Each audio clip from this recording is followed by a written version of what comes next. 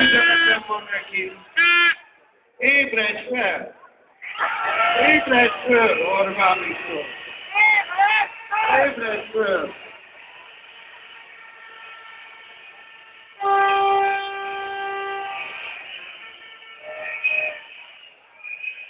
Ez egy másik mondat, de erre nagyobb szükség van, hogy a politikai elit, a vezetők, akik a sorsunkról döntenek, foglalkozzanak velük. Ez a lényeg. Mi velük? Mert tőlünk kapják a fizetésüket, és mi hatalmaztuk fel őket arra, hogy döntéseket hozzanak, nem a sorsunkról, csak a mi érdekünkben. Ez nagyon fontos. Ezt nem szabad elfelejteni, hogy ők szolgák, a nép szolgái.